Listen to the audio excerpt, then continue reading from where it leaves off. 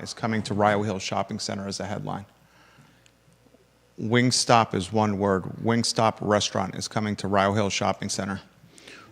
Wingstop restaurant, one word. Wingstop, W-I-N-G-S-T-O-P restaurant is coming to Rio Hill Shopping Center. We'll get the show up and running here shortly, viewers and listeners. We're now live on my Facebook page, J-Dubs. New Rio Hill owners paid $52.5 million for shopping center as the one below the Wingstop. New Rio Hill owners paid $52.5 million for shopping center.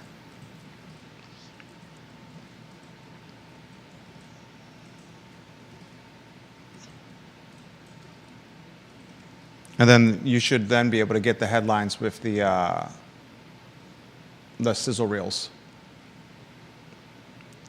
Viewers and listeners, like and share the show. We're going to have some fun today on the I Love CVille show. I want to talk Coco's.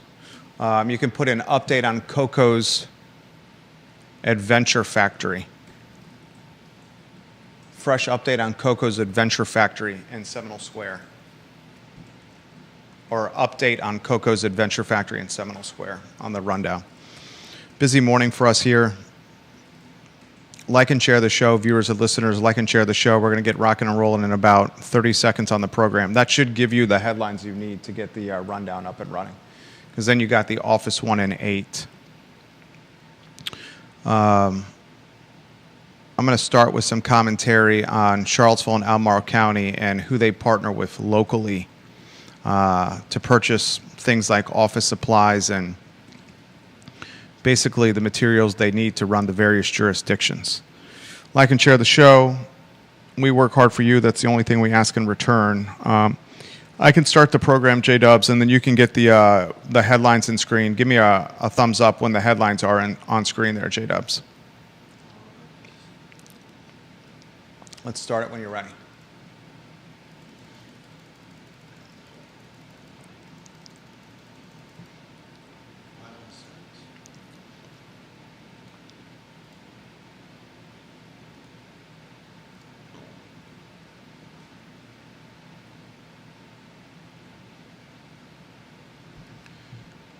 Welcome to the I Love CVille show, guys. My name is Jerry Miller, and thank you kindly for joining us on a Thursday afternoon in downtown Charlottesville. We will get headlines up on screen. It's been a busy morning for our firm as we were on location at a client's business this morning. I had 2 meetings prior to that, but we have a lot of news that we're going to relay to you on the program. Yesterday, our 12:30 show, because of technical difficulties, did not air from 12:30 to 1:30. We did air the program later yesterday afternoon. Walter Smith was our guest, the lead FOIA. He's a trailblazer, really. He's handling the Freedom of Information Act efforts for the Jefferson Council.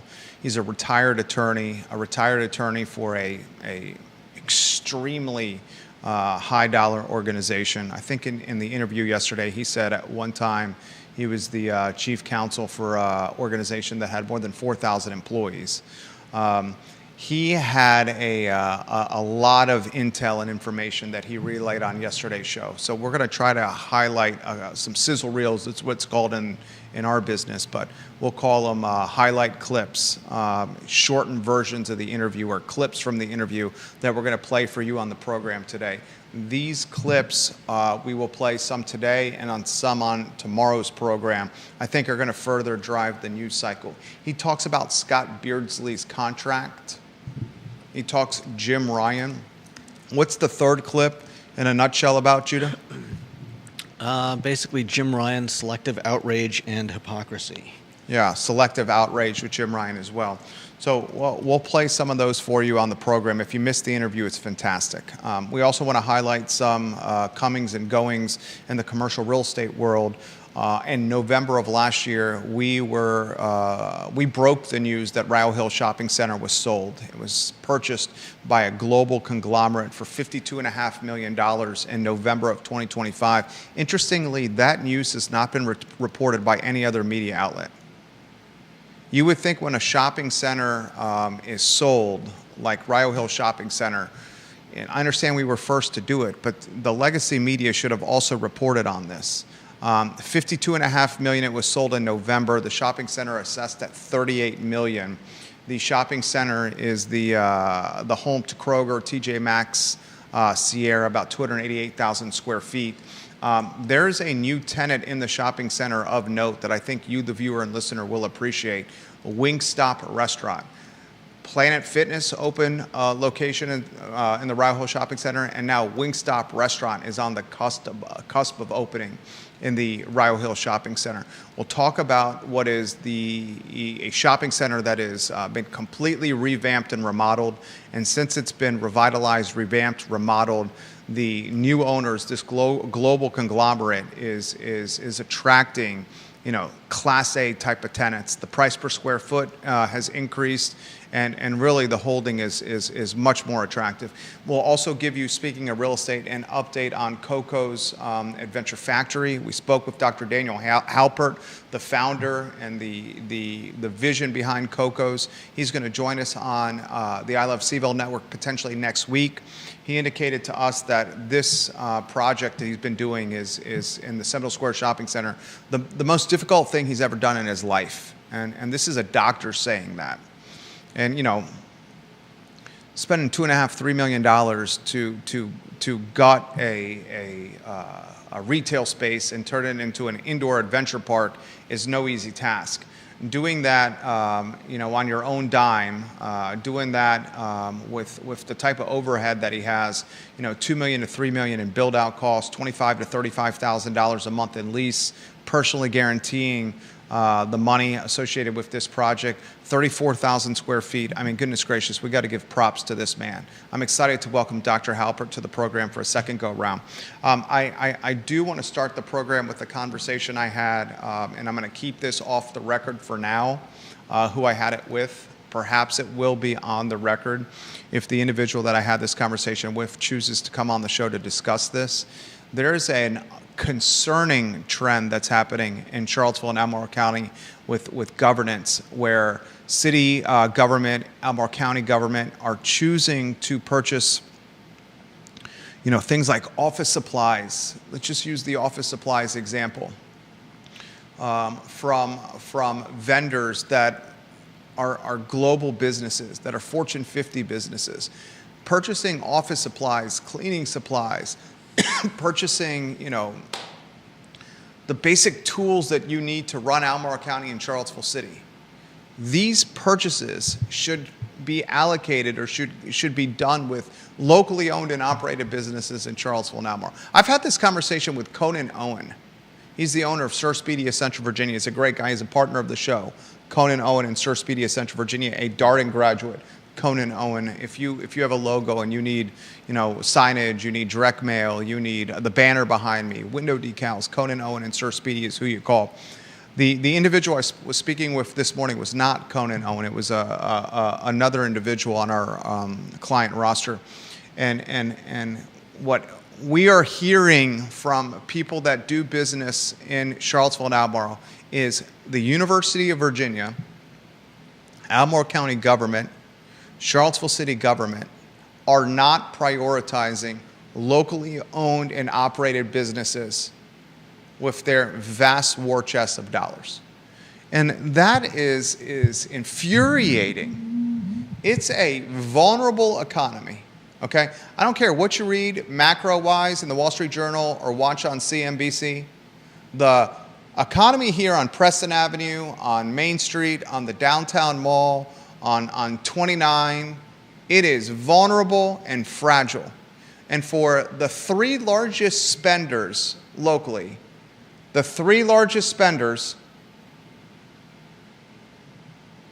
Albemarle, Charlottesville, and UVA, to not spend their dollars locally with locally owned and operated businesses, it's a big shame on you. Okay, so we'll use our influence and our vast following on that. We should pressure city council supervisors in the University of Virginia to change and adjust their spending habits. Judah Wickhauer, are we feeling good with headlines on screen? Just about. Okay, fantastic. I'm going to weave you in on a two-shot in a matter of moments, so give me the thumbs up on that. This is going to be a kick for me, making sure Albemarle, Charlottesville, and the University of Virginia spend their vast war chest of money with locally owned and operated businesses and not sending a single cent out of market to Amazon and Walmart and Target and sent to us and these big box brands, even the food providers. I mean, doing a catering, you know how much money the University of Virginia spends on catering? How much money it spends with its department heads to feed associate professors and grad students? All that money should be spent with locally owned and operated businesses. Okay? That's important. Judah Wickhauer, studio camera, two-shot, as we're going to highlight some of the clips from yesterday's show with Walter Smith. He's the lead FOIA trailblazer with the Jefferson Council. I caught pros and cons on the interview yesterday, Judah. Some folks highlight the obvious, the Jefferson Council with their right-leaning agenda, and I don't think it's an agenda. I think it's just a group that's committed to what they believe is the right path. We may disagree whether or not it is the right path or not, but, you know, I want more groups out there that are offering transparency and pursuing transparency, and that's what the Jefferson Council is doing. Yeah, no doubt. Walter Smith had an hour on the show. The reason we're talking about this on the show today is because there was some technical difficulties that interrupted the show yesterday. Yeah. We two-shotted with you. Just about. I want to talk about the interview in totality with you and what you thought of the interview first before we play the highlight clips. And we encourage you, the viewer and listener, to listen to the interview wherever you get your podcasting content. What did you make of the interview? I like the fact that this guy is a bulldog, and he's not gonna give up, and it's not because he wants to find bad things about UVA. It's because he loves UVA and he wants what's best for UVA. Like a lot of people out there, he's trying to shed light on what UVA makes some great claims of transparency, and I think he's trying to hold them to that, and yeah. I appreciate that. And it's important to emphasize he's an attorney who has the sophistication to pursue FOIA. Mm-hmm. And the hour interview we had with Walter Smith, he talked Albemarle County, he talked Jim Hingley, he talked Jim Ryan, mm-hmm. He talked the redacted report of the triple murder. Yeah. He talked about Scott Beardsley's contract. He talked about UVA Health and Craig Kent. Yeah. He talked text messaging with Robert Hardy, the former rector, and Rachel Sheridan, who's the current rector. Mm-hmm. He talked to Abigail Spanberger. The guy has the paper trail of what's going on at the University of Virginia, and if he doesn't have it now, he's pursuing it. Yeah. And he's willing to discuss it. We'll have him on future shows. I had a commenter on the I Love CVille network named Mark Brown who was trying to diminish the Jefferson Council and their efforts by just basically labeling them right-wing nuts. Okay? Mm-hmm. And I push back on that. And I push back on it not to disagree with the guy that the Jefferson Council is conservative or on the right of center, but I push back on the nuts label. Okay, mm-hmm. I'd like to live in a world locally where we have as much content as possible for us to parse through as individuals and to use our judgment to determine what's right and wrong. Yeah, and to have another voice out there, I think, is valuable. And right. Walter Smith is that voice. I want to give the viewer, or one of those voices, I'd like to give the viewer and listener some insight into three of the highlights that we're going to be playing on today's show, Judah. Yeah. Let's see. We've got Walter talking about Bettinger and leading into discussing Ryan and how his Morgan Bettinger. You got to let them know who Morgan Bettinger is. Morgan Bettinger, who was vilified by Ziana Bryant for a comment that was repeated to Bryant in passing. A Black Women's Matter protest on Water Street. Mm-hmm. He is offered some insight and some intel on the University of Virginia and Jim Ryan on Morgan Benninger. Some insight and some intel on Jim Ryan and how he's trying to navigate the political landscape as the former president of the University of Virginia. Yeah. He talks Scott Beardsley and his contract and compares and contrasts it to Jim Ryan's contract. Mm-hmm. We talk the UVA health scandal. Other insight before we get to the first clip. I mean, there's some great stuff here. He just talks about, I want to get back to the transparency. I think a lot of what he touches on is the fact that that UVA talks a good game when it comes to transparency, but when it comes to actual facts, they are masters at hiding information. Should we cue up the first clip? Sure. The interview you can find in totality on the I Love CVille network. You can find it on YouTube. You can find it on Facebook, Twitter, LinkedIn, wherever it may be. It did not air at 12:30 to 1:30 during our regular scheduled time for programming yesterday because of technical difficulties.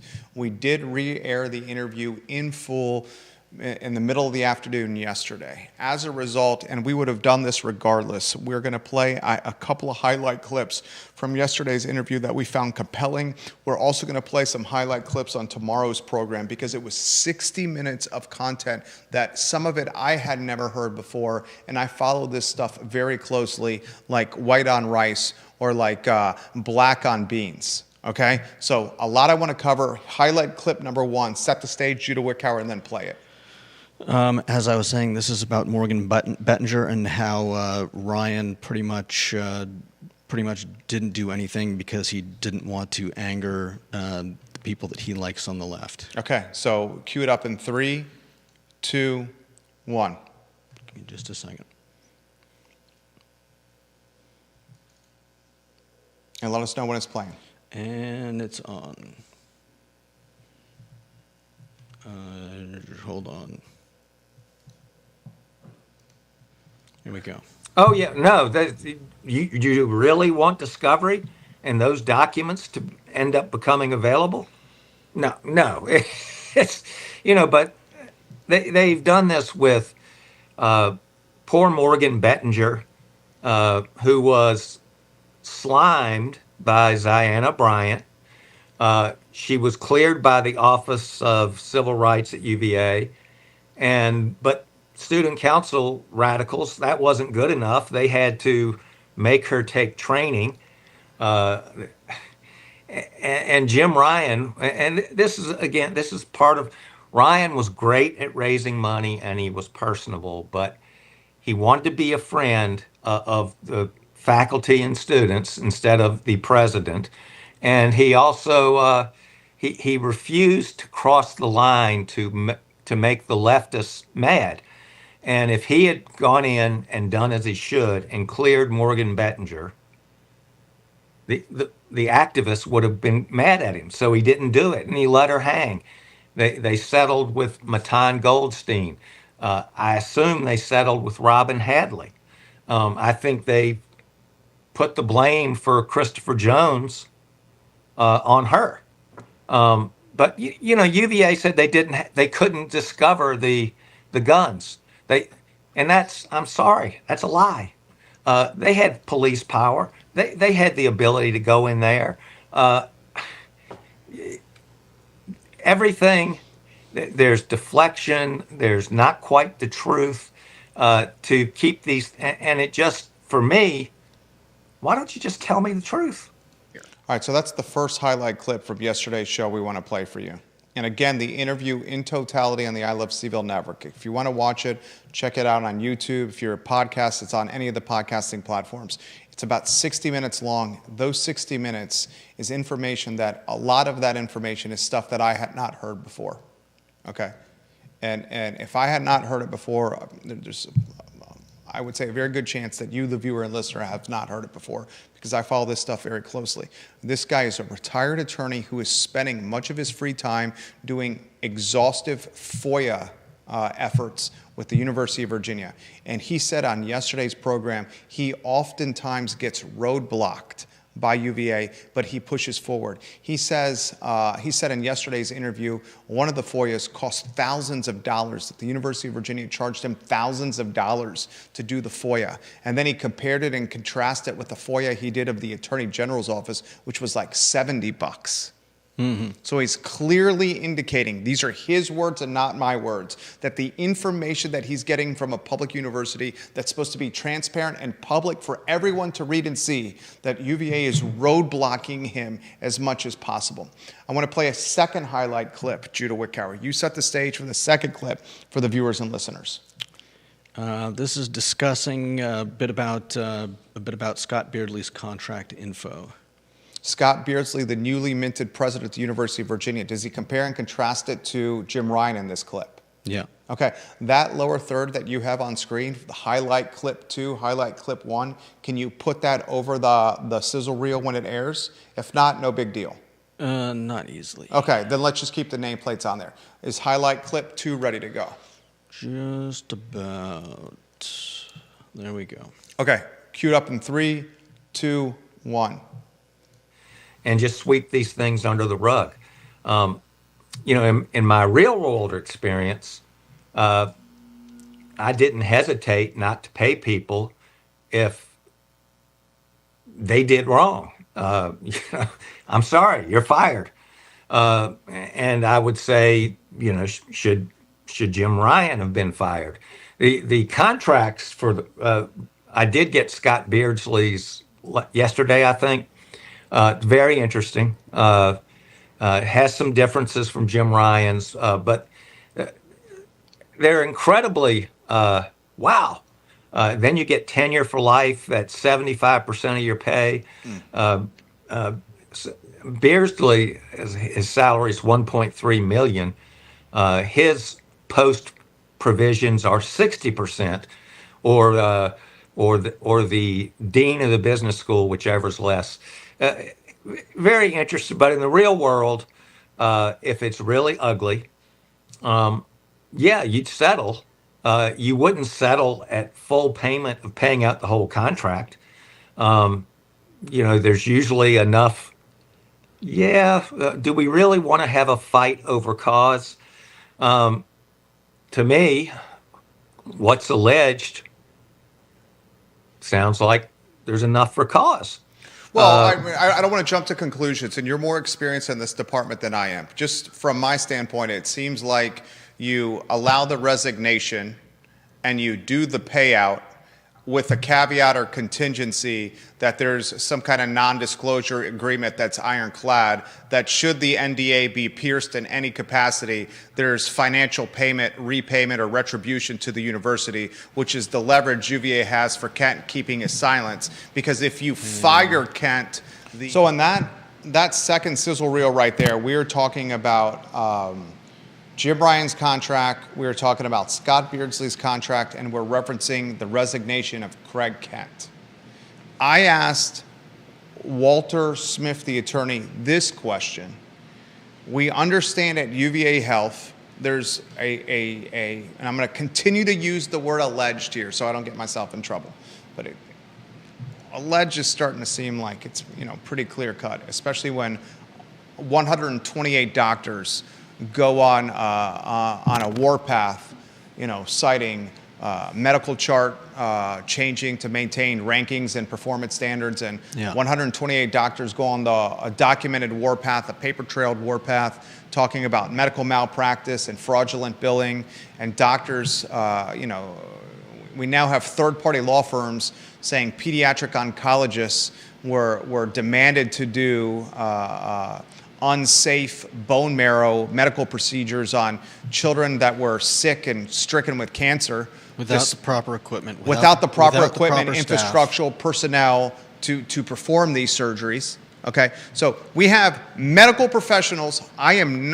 just a guy with a microphone saying this is red flag. Okay, so I asked him the question, if you have all these people saying this, why was Kent not fired, the CEO who resigned of UVA Health System? Instead, he was allowed to resign. Yeah. And I have been told, and I've been told by now multiple people about this, that he got a significant payout, his contract paid out in full. I've been told to the tune of $5 million. The embattled, jettisoned former CEO of UVA Health was resigned in a nondescript Board of Visitors meeting after a third-party law firm report was presented to the Board of Visitors. He then resigned. I've been told that it was a $5 million contractual payout and a non-disclosure agreement that was signed by Kent that was extremely ironclad and buttoned up. Should he have pierced this NDA in any capacity, there would be punitive financial damages. Okay, so they've basically like lock and keyed him because of a $5 million payout. A $5 million payout for an organization that's top line revenue, many billions and billions and billions of dollars per year is absolute peanuts. This is called collateral damage minimization. This is called hedging risk is what they're doing, right?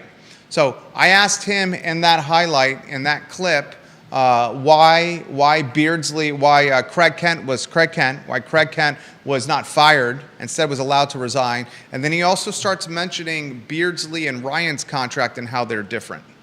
Okay, I believe you have a third highlight clip that we can play on the show for the viewers and listeners. Yeah, I've got a third clip that's about Ellis and tell them who it is. We don't want to jump to conclusions. Bert Ellis, yeah, good. former. They don't follow it as closely as we do. Yeah. Former Board of Visitors member. Yep. He was let go, to put it nicely, by Governor Glenn Youngkin. He was fired by Glenn Youngkin, the current governor, who's the current governor for, 48 more hours? I think Spanberger sworn in on Saturday, I believe. Go ahead. Yeah. And fired for malfeasance, supposed malfeasance, and just he talks about some of the just nonsense that goes on in at the school, the closed-mindedness involved in what's going on. You have that clip ready to go? Yep. Viewers and listeners, will take your comments after playing this third and final clip. We'll do a couple more clips from yesterday's interview with Walter Smith on tomorrow's show at 12:30 p.m. Here's the third and final clip of today. Judah, 3, 2, 1. I have another new one today that UVA used to tape the Senate faculty meetings, faculty Senate, and the executive committee. Well, for some reason, they stopped taping them.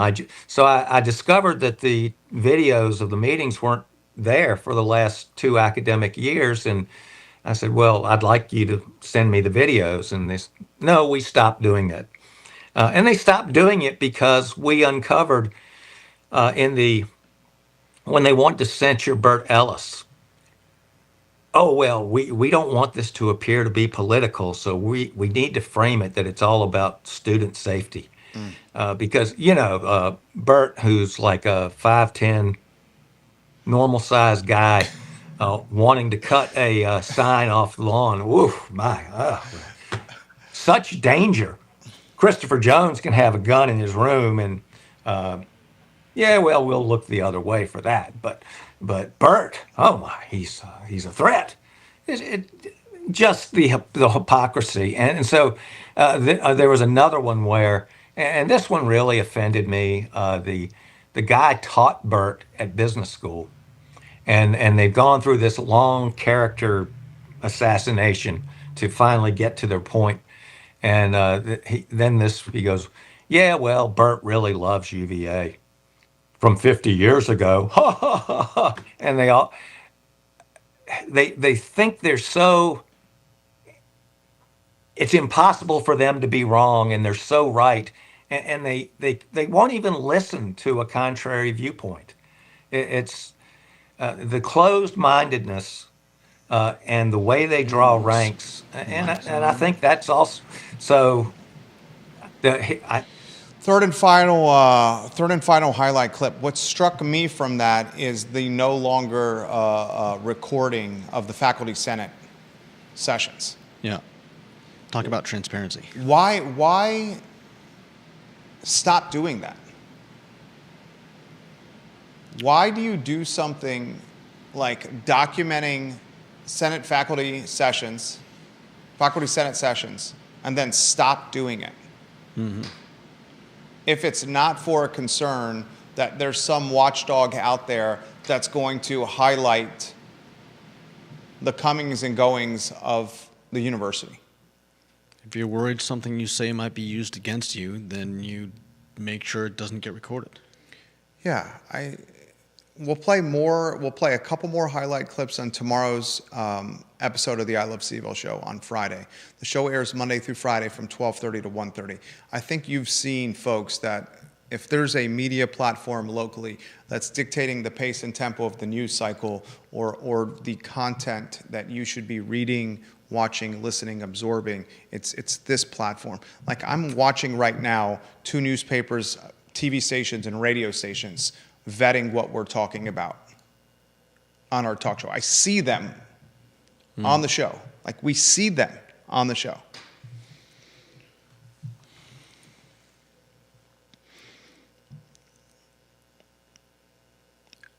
What intrigues me also about this storyline is the immediate stigmatization of the organization that's doing the foyering, the Jefferson Council, and how they, by a large portion of the alumni base or the community locally or the professors, the associate professors, the dean, the staff, the board of visitors, are just being stigmatized as so far right-leaning that whatever efforts they're doing should be discounted.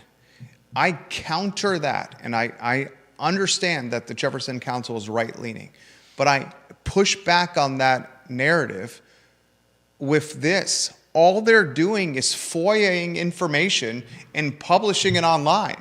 Yeah. They offer commentary, but in these FOIA efforts with Walter Smith, the attorney, all he's doing is getting the documented paper trail from the university, and then they're publishing it online for us to parse through. Yeah, whether it's this report, whether it's the FOIA of like 900 plus pages of text messages, there's how do I put this? You're not putting your own spin on There things. can't be an agenda with FOIA. Yeah, because there can't be an agenda with FOIA. Presenting information as it is recorded. You literally are just taking information, the communication of a university that has a yearly budget of more than $5 billion, probably sniffing $6 billion a year, the budget of the University of Virginia, per year, $6 billion with a B. Okay, the largest land and real estate owner in Albemarle County in the city of Charlottesville, the top employer in Central Virginia, the driver of the economy. Sleep with one eye open here, Judah Wickower. The driver of the economy, and all they're doing is getting information and publishing it. You saying I should be worried about someone coming to my house late at night? Sleep with one eye open. Just so everybody knows, I've got my house rigged up like Kevin from Home Alone. Yep. Don't touch that doorknob. Yeah, you better. It's not going to be an M that's burned into your palm. It's a W, damn it. You better be careful coming after me at night. And watch out for those paint cans, that tarantula, the iron, those Christmas ornaments, that nail, and goodness gracious, the dude at his house has got a zip line set up with an oak tree out the back door if it comes to it. And he'll run to the basement next door with the old guy with the beard, and that guy will slam you in the face with a shovel. Exactly, I guess.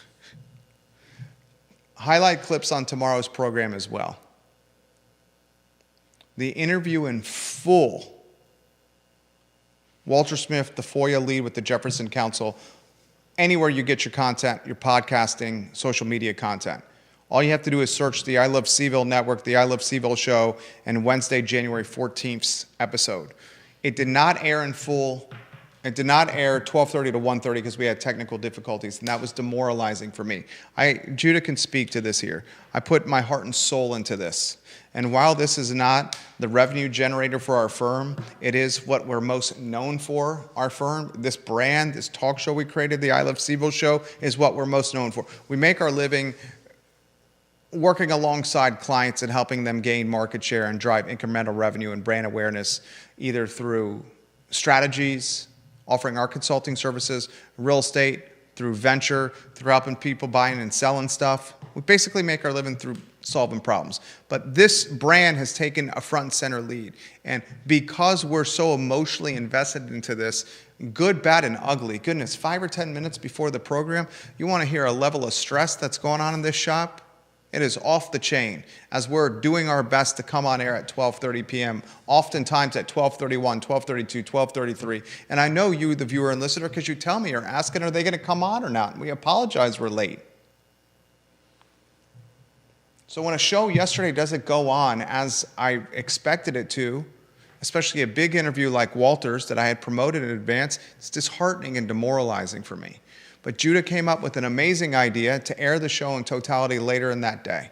And now together we came up with this strategy of airing highlight clips from the show on today's program and tomorrow's program. Clips where we vetted the transcript. We read the transcript of the show and said these are tidbits that the highlights that the viewers and listeners should hear. If they don't catch the entire interview, they should catch these highlight clips. So we'll do that again tomorrow. We'll cherry pick 3 of them, J-Dubs. All right, a couple of items I want to get out of the notebook. And before I get to the items, John Blair and Deep Throat have comments. Let's go to John Blair, number 2 in the family. Saw John Blair yesterday. His son was playing fantastic squash on the glass court at the MacArthur Squash Center. His son's turned into a fantastic squash player. Goodness gracious, as a parent, I'll say this out there. As a parent, and you love your child so much. I got a shiner on my eye right here. If you look at here and you've been wondering why this week I've got the remnants of a black eye, on Saturday morning is my day to sleep in. Sunday morning is my wife's day to sleep in. We have 2, and I say this tongue-in-cheek and with much affection, 2 terrorists for children. On Saturday morning, I get to sleep in. Sunday morning, my wife gets to sleep in. So on Saturday morning, our 3-year-old walks into our bedroom, doesn't like that dad sleeping in. He probably wakes up at 5:15 in the morning, grabs one of his Tonka trucks while daddy is sleeping, and slams it as hard as he can on my face. A Tonka truck on the side of my face. I wake up after he Tonka trucks my face, and he's sinister laughing next to my bed. And you know what's so wild about being a dad? While I was angry and my face was throbbing and I was feeling incredible pain, I picked him up, hugged him, put him under the covers, and we ended up watching a full episode of Paw Patrol immediately after he Tonka trucked my face. And speaking of John and his son playing on the glass court yesterday, as a parent, goodness gracious, is there anything more stressful than watching your son or daughter put themselves out there, whether playing sports or a music recital or a spelling bee or reading or writing poetry that they've created themselves or reading Bible verses in front of the synagogue or the church? I guess you're not reading Bible verses at the synagogue. Torah verses. Yeah. Is there anything more stressful for a parent than seeing your heart that is walking outside your body and trying to figure out life, put themselves in a vulnerable position where they could feel stress or pain, highs or lows? And, his son John's playing squash, Deep Throat's son's playing squash, our son's playing squash. You take a sport where it's just one person playing the sport. You don't necessarily have a team around you.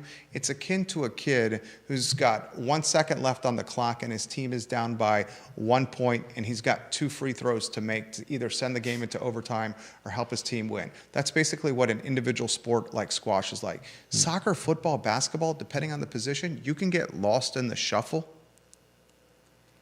An individual sport is like your kid is the kicker on the football team, and he has to bang home a football through the uprights with no time on the clock. And if he does it, the team wins, and if he doesn't, the team loses. That's what an individual sport is like. I've never felt that kind of stress. I felt more significant stress. But the kind of stress associated with seeing my kid, our 7-year-old, do some kind of vulnerable thing like that. John says this, his photo on screen. I think you can make the FOIA request if you wish concerning Craig Kent. I hereby request all public records that record monetary payments from the University of Virginia, its agents, employees, or contractors to Craig Kent from January 1, 2025 to December 31, 2025, including but not limited to checks issued to Mr. Kent.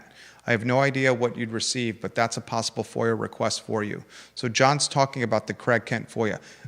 University of Virginia, Walter Smith, the attorney, is literally right now doing a FOIA on whether Craig Kent was paid out, what he was paid out with his resignation. Yeah. Jefferson Council that's watching the program, print, television, radio that's watching the program, you should be asking these questions with your investigative reporting. This is what I would be doing. At one time, 18 years ago, I was a print, radio, and television reporter. Now, that's not how I make my living. I run a consulting firm. I'm a deal broker, someone who drives and creates venture opportunities for clients. I don't do this anymore, but I would be asking these questions. I would be saying, was Craig Kent paid upon resignation, and to what amount? Was his contract paid in full? I would be asking this question. The non-disclosure agreement that he signed, what does it look like? What can Kent say? Was Wendy Horton or Melinda Kibbe paid in any capacity upon resignation? Were they required to sign a non-disclosure agreement? What did they sign? I would be trying to discover, and this is something that literally puts the health system in a vulnerable position. What are the risk exposures with Medicare and Medicaid and fraudulently billing? Unless they just don't care because everybody does it.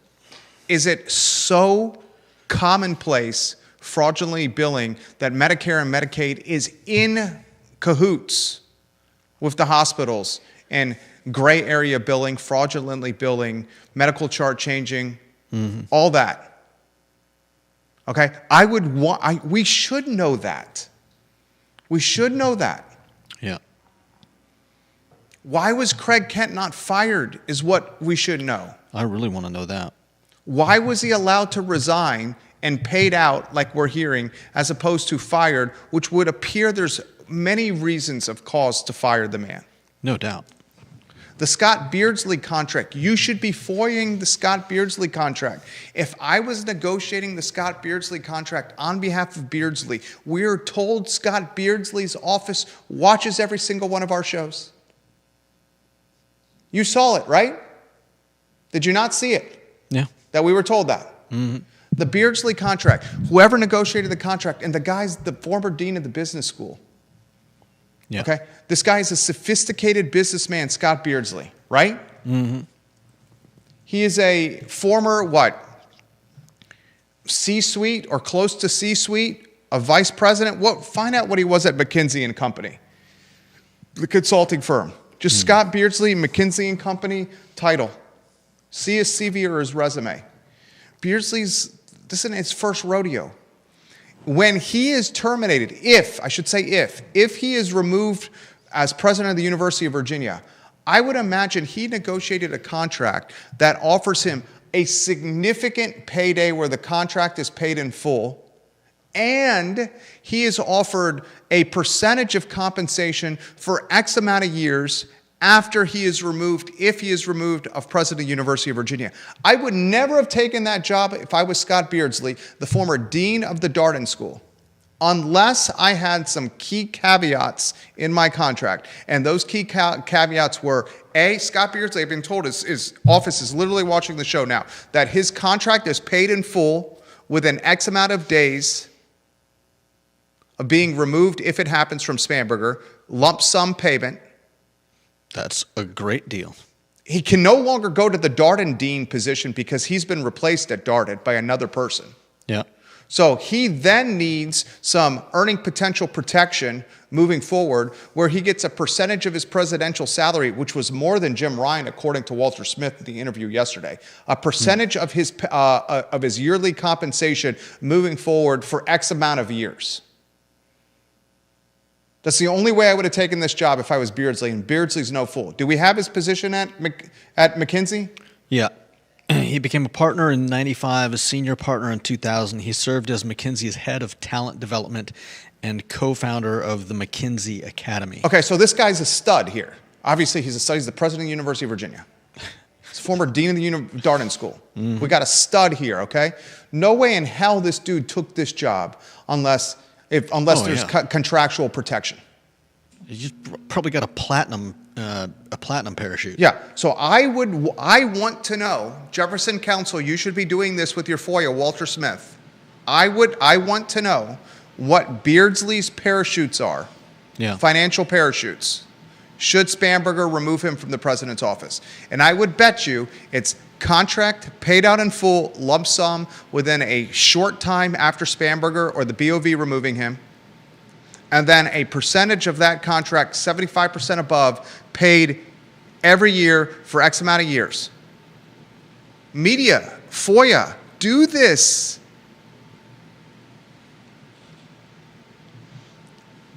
Deep Throat, watching the program.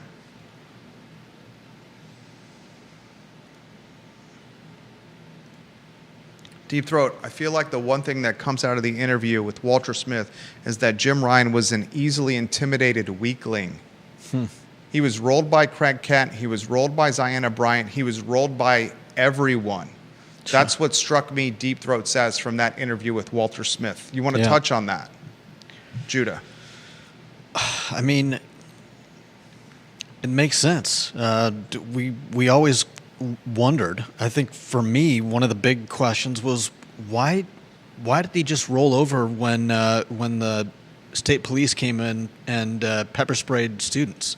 Like, it ended up looking like he called them in, which doesn't make any sense at all. We know that he was aligned with the interests of protesters, and so it seems like he just went along to get along. I'd like to know this. FOIA, Walter Smith, Jefferson Council watching the program. I'd like to know this with your FOIA efforts. Jim Ryan, who resigned, right? Mm-hmm. As part of his resignation, what's the NDA suggest? What is the NDA limit, Ryan, he could say? Now, he did write that letter throwing Board of Visitors members under the bus. He threw Paul Manning under the bus. He threw Rachel Sheridan, Porter Wilkinson under the bus. Mm-hmm. He linked them when he wrote that 12-page letter, Jim Ryan, airing the dirty laundry to the Department of Justice and MAGA efforts and Donald Trump. Okay? He didn't throw Glenn Youngkin under the bus. Jim Ryan's got a financial parachute of generational significance. What was a part of that financial parachute? FOIA, Jefferson Council. That 8 or 10 minutes of me talking, the last 8 or 10 minutes of this show, Jefferson Council, I suggest you clip it, air it on your media platforms, and then use it a checklist of what FOIA you should do, and then provide it to the world, and we'll discuss it on this platform and make it go viral. Because the council may be labeled as right-leaning, and they are right-leaning. And in today's world, being labeled right-wing or right-leaning is what did you say in the meeting today? I thought it was so intelligent.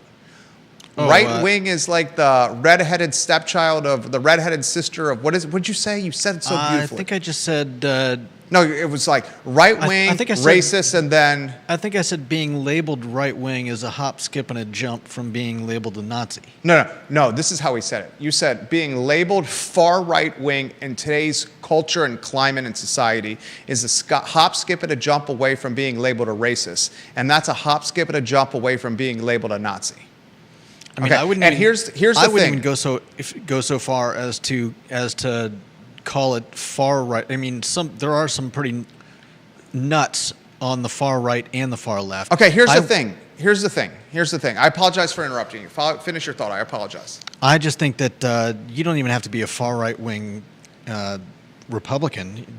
Just being labeled a Republican nowadays is almost tantamount to being a Nazi in some people's minds. It goes like this. Here's the spectrum of labeling on the right side of the aisle. It goes center aisle, you get scolded, especially in the Charlottesville area. If you're center aisle, if you're conservative, you're yelled at. If you're Republican, you're screamed at. If you're a MAGA Republican, you're scathed.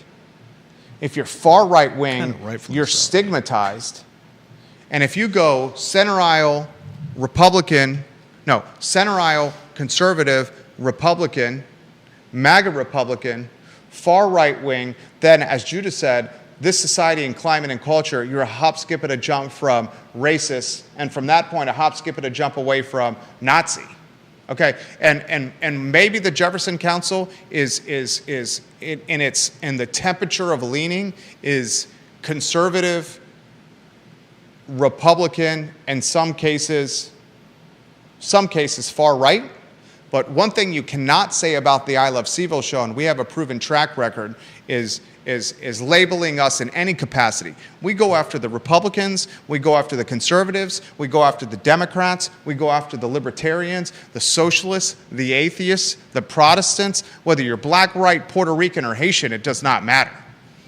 One of my biggest pet peeves is putting it very lightly, but one of my biggest pet peeves is hypocrisy. And I will call it out wherever I see it, whether it's someone that I admire or someone that I despise. And that's why if you watch this program, that's why people watch this program. Unafraid, unabashed, unfiltered, and unaffiliated. That's it. Unafraid, unabashed, unfiltered, and unaffiliated. So when those FOIAs come out and that checklist is crossed off and that content is given to us, we'll talk about it. Mm-hmm.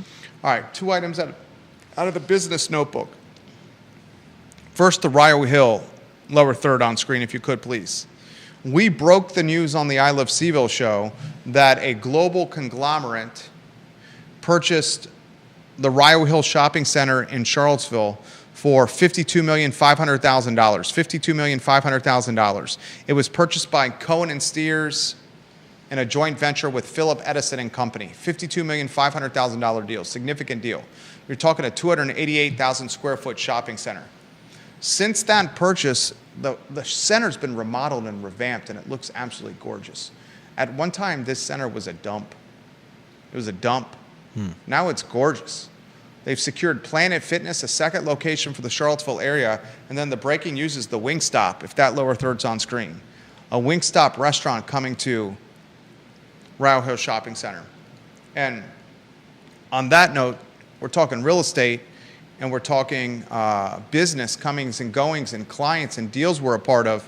How about Coco's Adventure Factory and Dr. Daniel Halpert, the founder? We spoke with him on the phone.